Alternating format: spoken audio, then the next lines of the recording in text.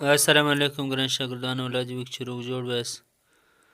راځو د نن سبق ته. د نن سبق چې دی هغه پاست پرفیکټ ټینس دی.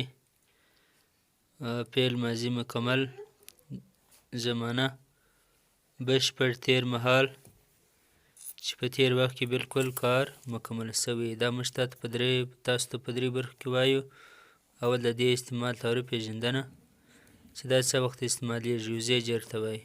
بیا د دې په دې کوم هیلپینګ ورب کومې فارم استعمالیږي د ورب ده هغه درته وایي. د هغه وروسته بیا تاسو ته جملې جوړوو په دې ټینس کې. نو اول د واره د دې تعریف درته وایي، د دې پېژندنه.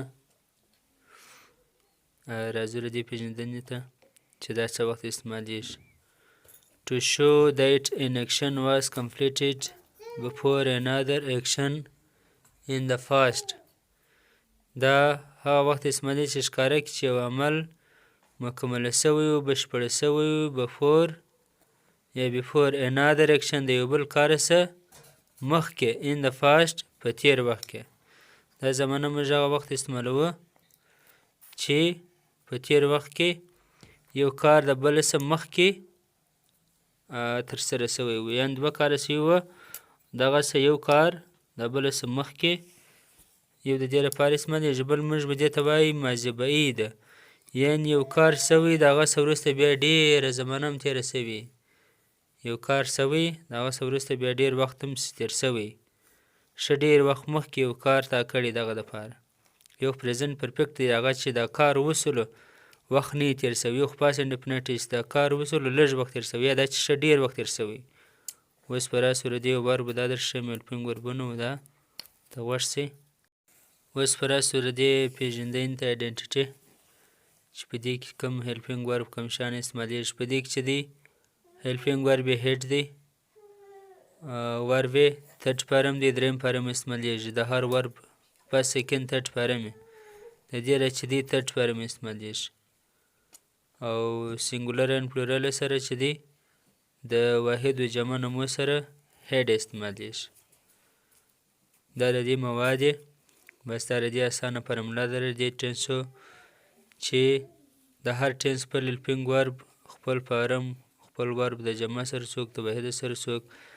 دغه خبره په ذهن کې کښېږدئ، بس دا د دې فرموله ده. د هر ټینس خپل هیلپینګ ورب وي، خپل فارم یې. نو اوس به راسو جملو ته. د هغه څخه مخکې تاسو ویډیو لایک کړئ او چینل سبسکرایب کړئ. اوس به راسو جملو ته. جملې په پاست پرفیکټ ټینس کې څنګه جوړیږي. I had written a letter. ما یو خط لیکلی و، ما یو لیک لیکلی و. written تھرډ فارم دی، هیډ د دې هیلپینګ ورب دی. دا چې سوال یې کوو had I written a letter، آیا ما خط لیکلی و. د ساده څه چې سوالیه جوړوي اول د واره بیا هیلپینګ ورب لیکل کېږي. دغه چې ساده جوړوي ساده جمله اول سبجیکټ، بیا هیلپینګ ورب، بیا ورب، بیا اوبجیکټ. په دې جمله کې آی سبجیکټ دی، کارکوونکی هیډ هیلپینګ ورب دی، ریټن ورب فارم دی، لیټر اوبجیکټ دی. منفي چې جوړه په ساده جمله کې ماضي ناټ اضافه کړه. I had not written a letter، ما خط نه و لیکلی. د وربو د مین ورب د هیلپینګ ورب په منځ کې یوازې ناټ ور اضافه کړه، دا منفي جمله شوله.